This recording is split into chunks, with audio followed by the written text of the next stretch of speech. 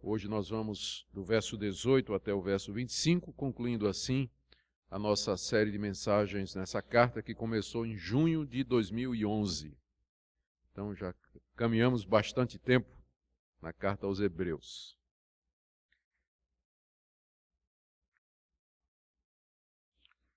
Passamos à leitura então. Orai por nós, pois estamos persuadidos de termos boa consciência, desejando em todas as coisas viver condignamente. Rogo-vos com muito empenho que assim façais, a fim de que eu vos seja restituído mais depressa. Ora, o Deus da paz, que tornou a trazer dentre os mortos a Jesus, nosso Senhor, o grande pastor das ovelhas, pelo sangue da eterna aliança, vos aperfeiçoe em todo bem, para cumprirdes a sua vontade, operando em vós o que é agradável diante dele, por Jesus Cristo, a quem seja a glória para todo sempre. Amém. Rogo-vos ainda, irmãos, que suporteis a presente palavra de exortação, tanto mais quanto vos escrevi resumidamente. Notifico-vos que o irmão Timóteo foi posto em liberdade. Com ele, caso venha logo, vos verei. Saudai todos os vossos guias, bem como todos os santos. Os da Itália vos saúdam. A graça seja com todos vós. Ao contrário das demais cartas do Novo Testamento, nós aprendemos mais acerca do autor dessa carta no fim dela do que no começo. As demais cartas do Novo Testamento geralmente começam com o autor se identificando. Por exemplo, Paulo, apóstolo de Jesus Cristo. Em seguida ele diz os destinatários, aos cristãos em Roma. E aí ora por eles, pede a misericórdia de Deus sobre eles. Agora essa carta é o contrário. A carta aos Hebreus começa dizendo: havendo Deus outrora falado de muitas maneiras aos nossos pais pelos profetas, nos últimos dias nos falou pelo Filho, e aí vai em frente. Sem dar nenhuma informação de quem está escrevendo, a quem está escrevendo, nenhuma oração inicial, absolutamente nada. Ele deixou tudo para o fim. Nós aprendemos mais a respeito do autor da carta aos Hebreus aqui nesses versículos finais do que em qualquer outra parte da carta. Aqui é interessante, ele nunca fala na carta na primeira pessoa do singular, eu. Sempre é nós, vós. Com exceção do capítulo 11, verso 32, quando ele diz assim: o que mais eu direi? Porque me falta o tempo necessário para falar de... E aí ele enumera alguns heróis da fé. A exceção do capítulo 11, verso 32, a única parte em que ele se refere a ele na primeira pessoa do singular é aqui, a partir do verso 18 até o final, o que mostra então que é realmente um pedaço autobiográfico, em que ele começa a falar de si, chega mais perto, né, parou de pregar e agora está nos anúncios, vamos dizer assim. Não é? Tá chegando mais próximo da igreja, da comunidade a qual ele escreve. Apesar de tudo, a identidade de quem escreveu essa carta continua sendo um desafio para os estudiosos, porque apesar dele nos dar mais algumas informações, a sua pessoa continua sendo um mistério. Através da história da igreja, duas grandes hipóteses foram construídas sobre a identidade do autor desta carta impressionante. A primeira, sem dúvida, é que é o apóstolo Paulo. Paulo é o autor da carta aos Hebreus. Ele estaria em Roma, escrevendo aos judeus cristãos de Jerusalém.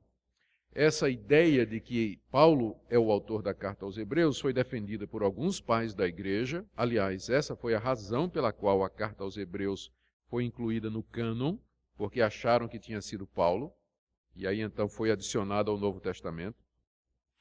E também alguns reformadores tinham a impressão de que foi Paulo que escreveu. Mas há algumas dificuldades com isso. A primeira é que lá em Hebreus 2, no capítulo 2, versos de 1 a 3, ele diz assim: por essa razão importa que nos apeguemos com mais firmeza às verdades ouvidas, para que delas jamais nos desviemos. Se, pois, se tornou firme a palavra falada por meio de anjos e toda transgressão, desobediência recebeu o justo castigo.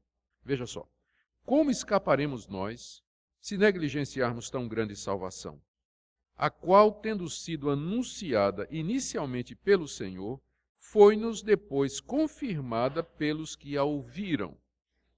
Então, pelo que ele está dizendo aqui, ele conheceu o Evangelho, não pelo Senhor, mas pelos que ouviram do Senhor e depois confirmaram. Portanto, ele é um crente de segunda geração. Ele não faz parte daquele grupo inicial, o que tira as chances de ser Paulo. Mas o maior argumento é que a carta aos Hebreus tem um estilo que é completamente diferente do apóstolo Paulo. Na verdade, o estilo é único. Não há nada igual no Novo Testamento a essa carta. Paulo escreveu 13 cartas e nenhuma delas se parece com Hebreus. O estilo, a argumentação, a maneira como cita o Antigo Testamento, os temas. Só a carta aos Hebreus, por exemplo, enfoca Jesus como sumo sacerdote, que subiu aos céus depois de ter efetuado um sacrifício completo por nós, e isso à luz das instituições do Antigo Testamento, que ele explica com propriedade e detalhes. Por isso, muitos hoje, e através da história, acham que dificilmente teria sido o apóstolo Paulo. O que é mais provável, e aqui é a segunda hipótese, é que era alguém próximo de Paulo. Talvez Silas, talvez Barnabé, talvez Apolo, porque conhecia Timóteo, era amigo de Timóteo, estava familiarizado com algumas doutrinas que tem na carta aos Hebreus e que você encontra nas cartas de Paulo, fala dos crentes da Itália, fala de prisão. Então, se não é Paulo, com certeza seria alguém muito próximo dele. E é o que a maioria dos estudiosos hoje entende. Alguém do círculo mais próximo do apóstolo Paulo é o autor dessa carta, não o próprio apóstolo Paulo. A verdade é que nós não sabemos ao certo. Já no século II, Orígenes disse o seguinte sobre o autor da carta aos Hebreus: só Deus sabe.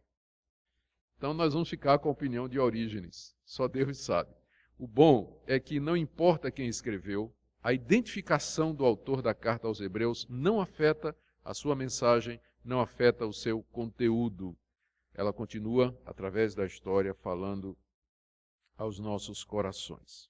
O meu alvo nessa última mensagem é analisar os 6 pedidos que o autor faz aqui ao final da carta, para que nós possamos aprender acerca dele, da sua igreja e tirar algumas lições preciosas para nós.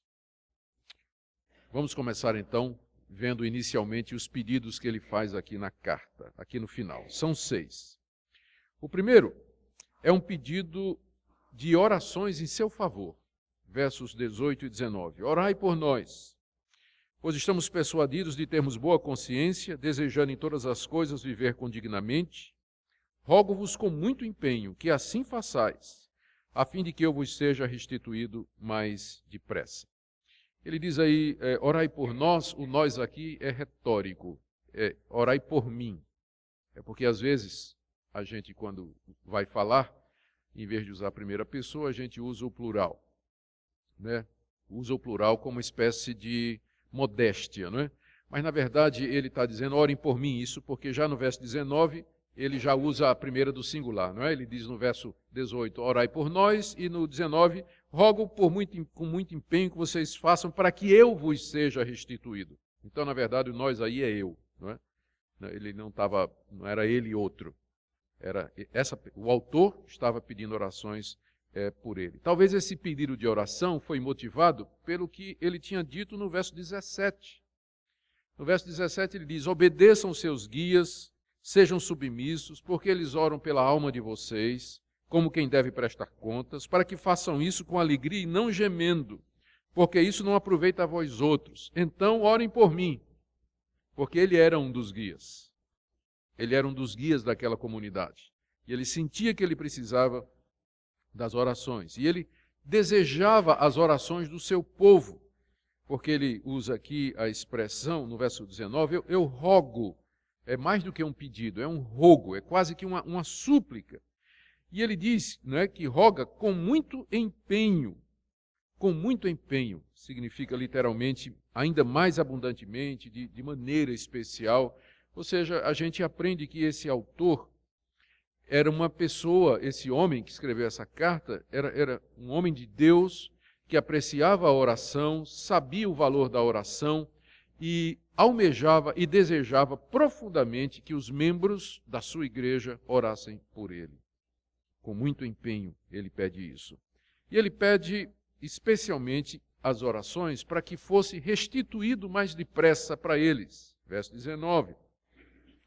A fim de que eu vos seja restituído o mais depressa possível. Ele certamente, então, já tinha tido um conhecimento com esses irmãos, porque senão ele não teria dito para que eu seja restituído. A gente só restitui aquilo que já era antes de alguém, não é? Então, quando ele diz, orem para que eu seja restituído a vocês, quer dizer que ele já era conhecido da igreja, era provavelmente um dos pastores da igreja, um dos líderes da igreja a quem essa carta foi destinada, e por motivos que nós não sabemos, ele estava distante. Ele não podia estar com eles. Com certeza ele não estava preso, porque no verso 23 ele diz que se Timóteo for colocado, quando Timóteo, ele diz que Timóteo saiu da cadeia, e que quando Timóteo vier, aí eu vou com ele fazer uma visita a vocês. Uma pessoa que está presa não pode fazer planos dessa natureza, não é? Então ele não estava preso, mas alguma coisa o impedia de estar com a igreja. E, por isso, sentindo a necessidade do rebanho, estando distante do rebanho, sentindo que as perseguições estavam se tornando cada vez mais fortes, e com o objetivo de ajudar o seu rebanho a permanecer firme e não se desviar do evangelho, especialmente voltar atrás para o judaísmo, é que ele escreveu essa carta. Com o objetivo de pastorear à distância o seu rebanho e impedir que ele, então, que alguns do rebanho apostatassem, negassem a Jesus e voltassem para o judaísmo de onde eles tinham saído a princípio. E ele apresenta uma razão pela qual ele pede as orações, que está aí no verso 18. Orai por nós, pois estamos persuadidos de termos boa consciência e desejando em todas as coisas viver com dignamente. O que ele diz assim, orem por mim, porque até onde eu avalio, até onde eu entendo, eu escrevi essa carta em boa consciência. Eu não tive nenhuma má intenção, não queria ofender nenhum de vocês, não queria acusar ou criticar vocês e dizer que vocês todos já apostataram. Eu, na verdade, tenho o desejo de, em todas as coisas, viver de maneira digna de Deus. Aqui você encontra um pastor explicando ao seu rebanho de que ele não é mal intencionado, porque escreveu uma carta pesada. A carta aos Hebreus é uma carta pesada. No capítulo 6, ele fala a respeito ele mais ou menos diz, se vocês negarem a Jesus, não há possibilidade de arrependimento, vocês estão condenados, vocês vão para o inferno. E não só no capítulo 6, mas em várias outras partes da carta, ele afirma com muita seriedade e firmeza o que vai acontecer se eles negassem a Jesus. Então, quem lesse a carta, se você fosse membro da igreja que recebeu aquela carta, você poderia pensar que havia alguma outra intenção, que o pastor estava irado, que ele estava achando que a igreja toda estava se desviando, e aqui ele diz, não é nada disso, orem por mim, eu fiz isso em boa consciência. Em tudo eu quero viver de maneira digna de Deus. Não há nenhuma má intenção. Eu escrevi essa carta por amor a vocês e com o desejo realmente de abençoar a vida de vocês. Então esse é o seu primeiro pedido. Ele pede a oração da igreja em seu favor, porque ele quer voltar logo para o convívio da igreja e quer que a igreja o receba, porque ele não tem nenhuma má intenção, ele tem boa consciência em tudo aquilo que ele fez. Em seguida, o segundo pedido, já talvez até para dar o exemplo, ele ora pelos seus leitores. Verso 20 a 21. Vem sob a forma de uma bênção, mas na verdade a gente sabe que a bênção é um tipo de oração. Ele diz, ora, o Deus da paz, que tornou a trazer dentre os mortos a Jesus, nosso Senhor, o grande pastor das ovelhas, pelo sangue da eterna aliança, vos aperfeiçoe em todo bem, É isso que ele está pedindo, não é? Para cumprirdes a sua vontade, operando em vós o que é agradável diante dele por Jesus Cristo, a quem seja a glória para todos sempre. Amém. O que é que ele está pedindo a Deus aqui em favor do seu rebanho? Ele pede primeiro que Deus os aperfeiçoe em todo bem. Início do verso 21. Eles já eram crentes, eles praticavam o bem, eles conheciam a verdade, mas a carta toda ele vem dizendo, vocês têm que crescer, vocês precisam amadurecer, vocês precisam se aperfeiçoar. Várias vezes na carta esse verbo aparece, aperfeiçoar, que significa tornar alguma coisa melhor, levar alguma coisa ao seu cumprimento, desenvolver alguma coisa à sua capacidade máxima. E ele vem dizendo o tempo todo, vocês têm que se aperfeiçoar, vocês têm que crescer, têm que deixar para trás os fundamentos, têm que deixar o ABC, vocês têm que se tornar mestres pelo tempo que já decorreu. E agora ele ora para que Deus faça aquilo, que Deus vos aperfeiçoe.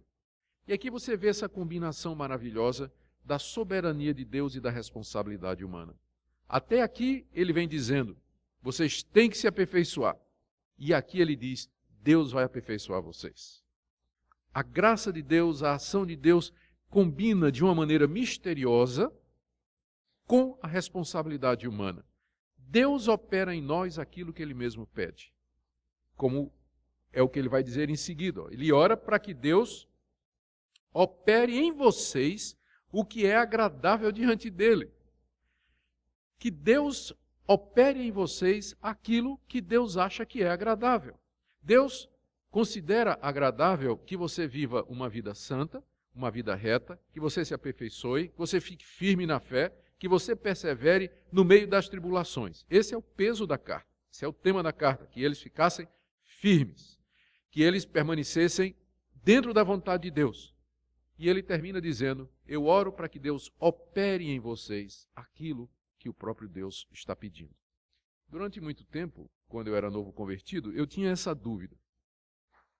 O que é que eu tenho que fazer e o que é que Deus tem que fazer? Eu não estou com vontade de orar. Eu tenho que esperar que Deus me dê vontade de orar, porque está dizendo aqui que Ele vai operar em mim o que é agradável a Ele. Então, eu tenho que esperar que Deus me dê vontade de orar para eu orar, ou eu oro de qualquer forma? E se eu orar sem sentir vontade, não é hipocrisia? Como novo convertido, eu me debati muito com essas questões durante alguns anos. Até que eu entendi que não é uma questão de ou um ou outro, mas as duas coisas andam absolutamente juntas. Você tem que orar porque Deus diz que você tem que orar, e você ora com vontade ou sem vontade. E no momento que você começa a orar, e você olha para trás, você percebe que foi Deus que levou você a orar. Não é uma coisa sem a outra.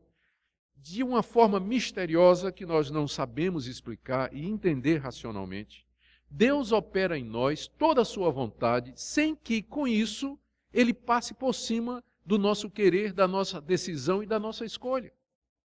Por isso que a Bíblia se dirige para os crentes e diz, faça isso, faça isso, faça isso, obedeça, renuncie a isso, tome sua cruz, entre pela porta estreita e ao mesmo tempo diz, é Deus quem opera em vocês todas estas coisas. Sem a operação de Deus no seu coração, você não poderia fazer nenhuma delas. Ao mesmo tempo, é sua responsabilidade fazer estas coisas. Elas se combinam, elas andam juntas. Uma vez perguntaram a Carlos Spurgeon, o famoso batista reformado, a respeito da doutrina da predestinação. Ele disse, como é que você reconcilia a soberania de Deus e a responsabilidade humana? Ele diz, eu nunca reconcilio amigos. Eles não são inimigos. Não precisa de reconciliação. Eles andam juntos, de acordo com a Bíblia. E é o que nós encontramos aqui. Depois de 13 capítulos dizendo para aqueles cristãos, fiquem firmes, se vocês voltarem atrás, vocês estão perdidos, perseverem, não deixem de se congregar. Ele diz, Deus é quem opera em vocês, tanto querer quanto efetuar. É Ele que realiza em vocês a operação necessária para que vocês cumpram a sua vontade. Essa oração que ele está fazendo, aí no verso 20 e 21, é mediante Jesus. É mediante Jesus Cristo. Não é? Ele diz no verso 21 que Deus opera em vocês o que é agradável diante dele por Jesus Cristo. Essa operação de Deus nos nossos corações, para que nós façamos a sua vontade, ela vem por causa do sacrifício do Senhor Jesus, que é o nosso mediador. Num certo sentido, o Senhor Jesus, na cruz do Calvário e na ressurreição, cumpriu toda a lei de Deus por nós, satisfez todas as suas demandas e exigências e comprou para Deus um povo que lhe é peculiar, um povo que lhe é agradável. É por conta de Jesus e somente mediante Jesus que Deus opera dessa maneira no seu povo. Deus age no mundo de diversas maneiras. Ele age no meio dos incrédulos, ele age no meio dos ateus, dos ímpios, dos povos pagãos. A sua graça atua em toda a humanidade. É o que nós chamamos da graça comum. Através dessas operações comuns de Deus no mundo, é que nós ainda temos ordem, respeito, civilidade, regras. O mundo funciona porque Deus age no mundo e impede que a humanidade se destrua por causa do pecado. Mas tem algumas operações do Espírito Santo que são destinadas somente aos eleitos. Salvação, regeneração, novo nascimento, santificação, adoção, plenitude do Espírito, dons espirituais. Estas operações são somente e exclusivamente para os eleitos de Deus, para o povo de Deus, mediante Jesus Cristo. Porque foi por meio de Jesus que esse povo, ou é por meio de Jesus que esse povo pode receber estas operações especiais. Deus opera em nós o que é agradável diante dele por meio de Jesus Cristo. É por isso que ele termina o verso 21 dizendo: a quem seja a glória para todo sempre. Amém. Sim, porque é através de Jesus que nós somos tornados, ou somos aperfeiçoados por estas operações poderosas de Deus em nosso coração e na nossa alma. Por isso, toda a glória sempre seja para Jesus. Não é mérito nosso, mas é do nosso mediador. Eu não pulei o verso 20, eu não esqueci o verso 20. Eu deixei ele para o fim, porque eu acho que o peso é melhor. Fica mais claro agora. Porque veja, ele fez esses pedidos, mas veja como é que ele se dirige a Deus. Ele diz no verso 20, ora, o Deus da paz, então essa paz aqui é a justificação que produz a paz entre Deus e os homens. Não o sentimento de paz, mas é a cessação da hostilidade entre Deus e nós. Pelos nossos pecados, estamos numa atitude de guerra diante de Deus.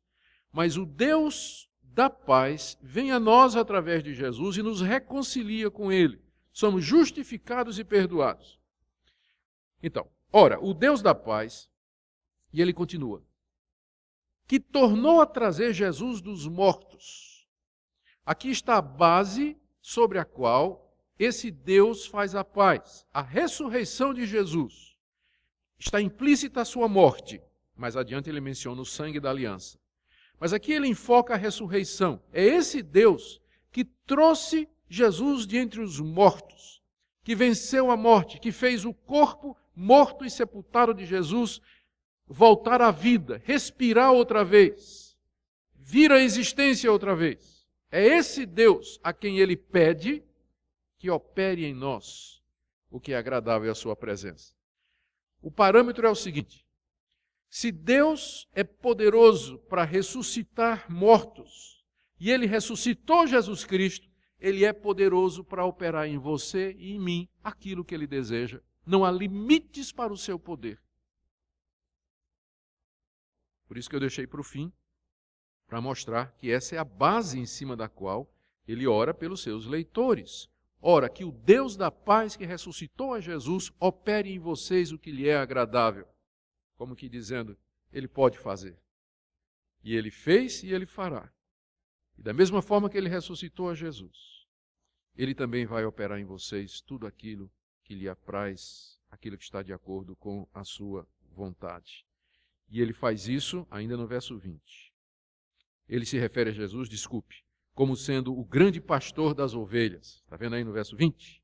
Tornou a trazer dentre os mortos a Jesus, nosso Senhor, grande pastor das ovelhas.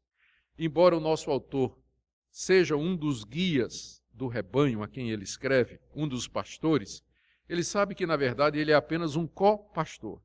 Porque o grande pastor das ovelhas é Jesus. O Senhor Jesus é quem pastoreia a igreja. E ele faz isso através de pessoas que ele levanta, a quem ele concede dons, a quem ele autoriza e através de quem ele fala. Mas os pastores, na verdade, são co-pastores, porque o grande pastor, o pastor titular, é Jesus. Nós somos apenas co-pastores. E ele nos usa para pastorear o rebanho.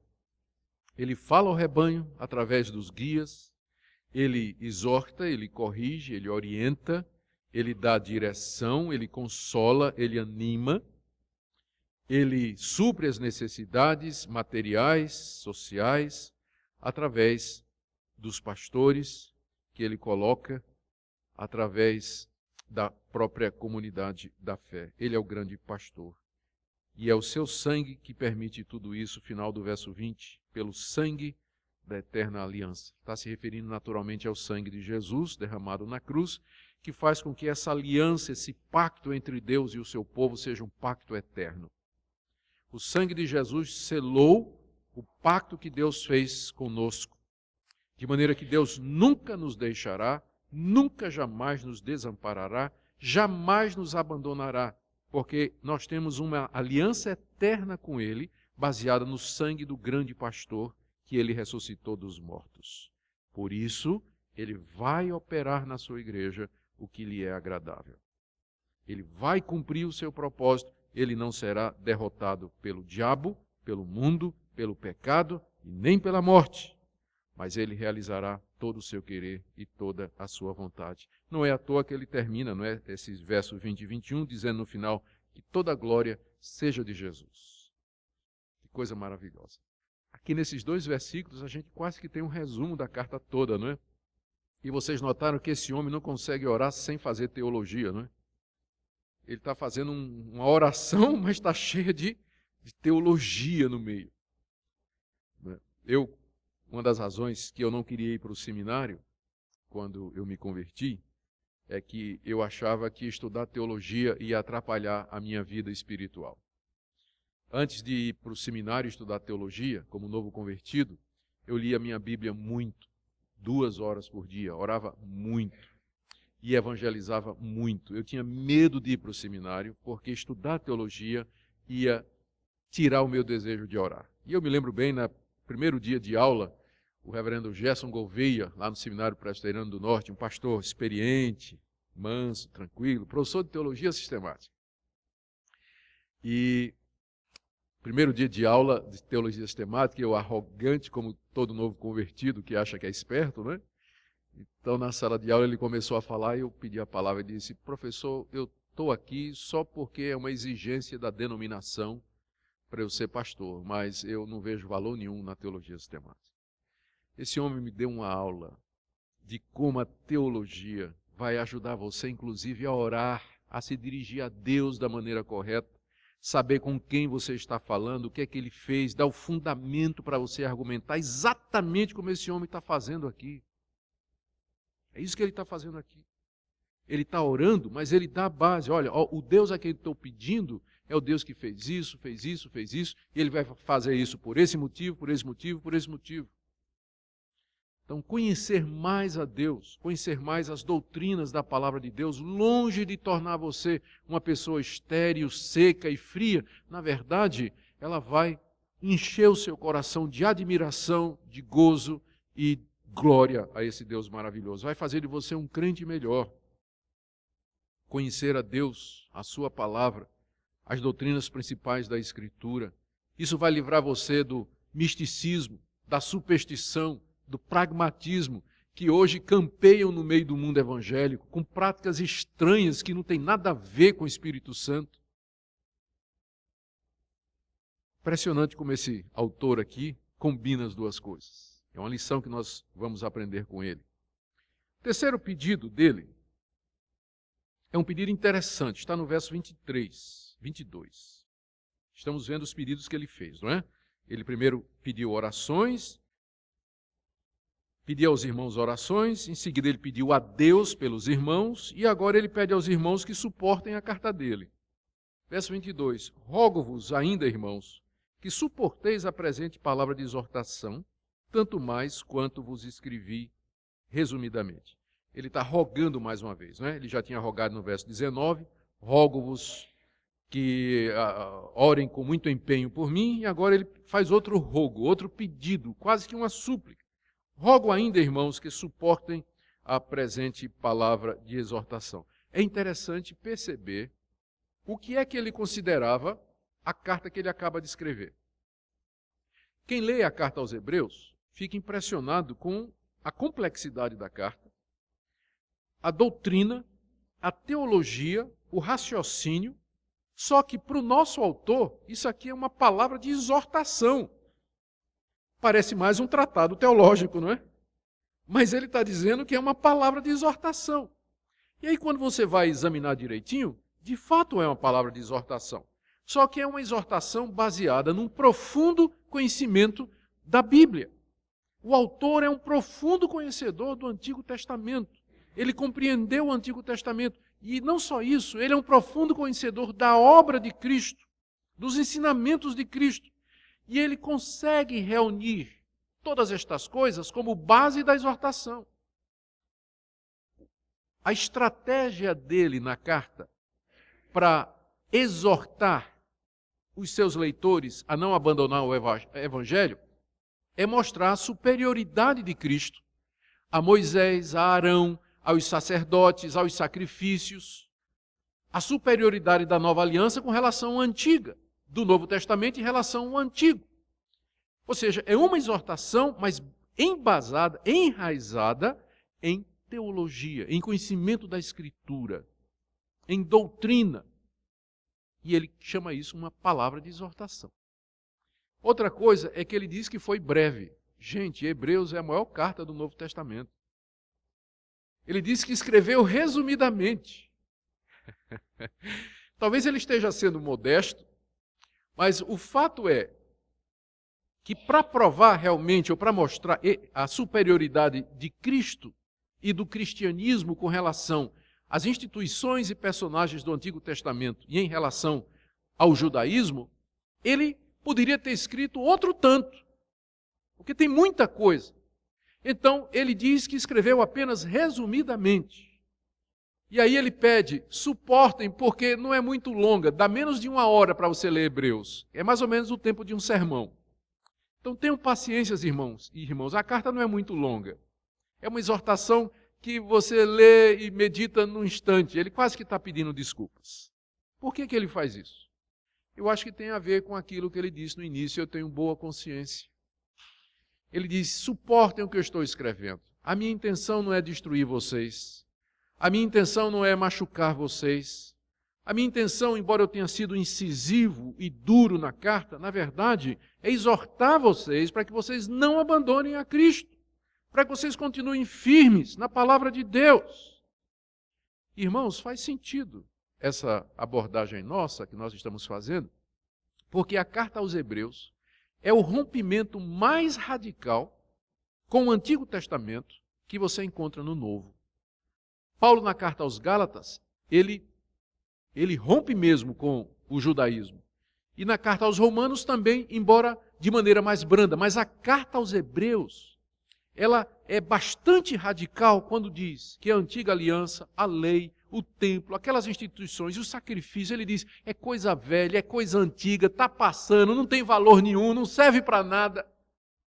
E os leitores dele eram judeus que tinham se convertido a Jesus.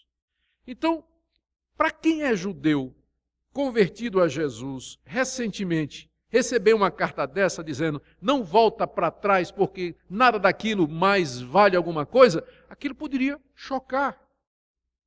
Por isso ele diz, suportem essa palavra de exortação. Eu tenho uma boa consciência, eu escrevi por amor a vocês.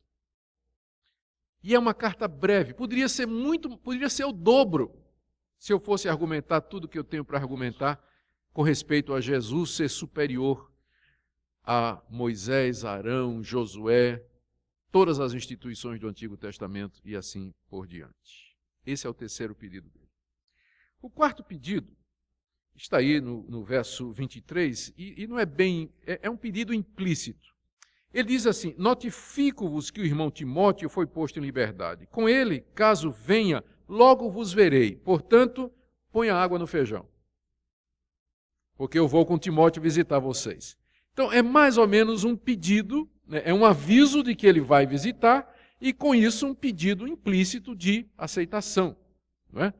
Então, ele está querendo voltar logo ao convívio da igreja, está esperando uma decisão de Timóteo. Timóteo estava preso, provavelmente por causa da pregação do Evangelho. Isso era muito comum naquela época. O livro de Atos está cheio de relatos semelhantes a este, e ele está só aguardando que Timóteo, que acabara de sair da prisão, tomasse uma decisão. Timóteo, vamos lá visitar os irmãos? Estou pensando. Então ele estava aguardando uma decisão de Timóteo. E se Timóteo viesse logo, decidisse logo, então os dois iriam voltar lá para a igreja e estaria com os irmãos. Então aqui você vê o desejo dele de estar de volta com o seu povo e mais ou menos pede já que estejam preparados para recebê-lo juntamente com Timóteo no seu retorno. O amor que ele tinha por esse povo. O quinto pedido está aí no verso 24. Saudai todos os vossos guias, bem como todos os santos. Os da Itália vos saúdam. O que me impressiona aqui nesse pedido para que eles saúdem os guias é que ele era um desses guias que estava longe. E ele não se via, apesar da enorme capacidade desse homem. Eu duvido que entre os guias que tinha ficado na igreja houvesse algum que chegasse ao menos perto da capacidade dele, demonstrada aqui nessa carta. Esse homem era provavelmente o mestre dos mestres daquela região ali. Não tinha ninguém perto dele. Mas quando ele escreve para a igreja, estando longe, diz: saúdem os guias. Como quem diz assim: eu não me considero uma estrela, carreira solo. Eu não me considero o único pastor da igreja. Aos meus colegas, os demais guias, saúdem, reconheçam, diga que eu estou mandando um abraço, que eu estou orando por eles. São meus colegas de trabalho. Você não vê aqui nenhuma atitude de superioridade, de desprezo, mas de reconhecimento. Esse homem sabe trabalhar em equipe. Ele sabe que Deus colocou na igreja pastores e que só tem um que é o grande pastor, Jesus, e que ele faz parte de uma grande equipe. Saudai os vossos guias. E não só isso, saudai todos os santos. Santos aqui são os crentes. A gente fica um pouco receoso hoje de nos chamarmos de santos, não é? Por causa dos santos da Igreja Católica. A Igreja Católica sequestrou esse nome para alguns santos especiais. Santo Antônio, São Joaquim, São Pedro, São Zeferino e um monte de santa também. Então a gente fica com medo de usar esse nome que é o nome bíblico para os irmãos. Nós somos santos, não no sentido de perfeitos, que é o sentido que a Igreja Católica dá àqueles que devem ser venerados, mas no sentido de que nós somos santificados em Jesus, perdoados, aceitos por Deus, e estamos sendo transformados até a santidade plena e perfeita. É o nome que o Novo Testamento dá para os crentes santos, que infelizmente se perdeu por conta do sequestro do termo pela Igreja Católica. A gente fica com medo de usar para não ser mal interpretado, não é? Mas não estaria errado eu dizer aqui, eu queria chamar o santo irmão Sérgio para nos dirigir em oração. Estaria absolutamente correto, mas vai soar estranho, não vai? É por causa da alma católica dos protestantes brasileiros. Vai soar estranho por isso. Mas é um termo perfeitamente bíblico. E ele também, já que está pedindo para saudar todos os guias, ele em troca diz: os da Itália vos saúdam. Isso pode significar que ele estava na Itália, quando escreveu essa carta, ou pode significar que ele estava fora da Itália, cercado por um grupo de irmãos italianos. Ninguém sabe. A verdade é que ninguém sabe. Isso aqui não nos diz nada aonde ele estava, apenas que ele está cercado de irmãos. Está junto com outros irmãos e ele manda recomendações. O último pedido, sexto pedido, é o finalzinho, final da carta. A graça seja com todos vós. É o que ele pede, a graça. E é o que nos basta, não é? Não é isso que Paulo disse? Ele diz que Deus lhe apareceu no meio dos sofrimentos, do espinho na carne, e disse: Paulo, eu não vou tirar o teu espinho, porque a minha graça te basta. A graça de Deus é o favor dele, é a misericórdia dele, é o seu amor por nós, que faz com que ele opere em nós tudo o que é necessário. Tudo o que nós precisamos se resume nessa palavra: a graça de Deus, a misericórdia de Deus, o favor de Deus. Para pecadores como nós, a graça é a melhor coisa que nós poderíamos receber da parte de Deus. E é assim que ele termina a carta, é o seu sexto pedido. Ele pede que a graça de Deus seja com todos eles, que é o pedido característico de todas as cartas do Novo Testamento quando chega ao final.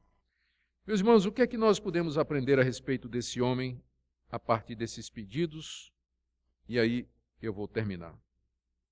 Primeira coisa, ele era um homem de ação. Aprendemos isso. Apesar de toda a sua cultura, de todo o seu conhecimento teológico e autoridade espiritual, ele não dispensava as orações do povo de Deus em seu favor. Todo verdadeiro homem de Deus cobiça, almeja, deseja profundamente as orações do povo de Deus, porque ele sabe que são estas orações que o sustentam no meio das dificuldades.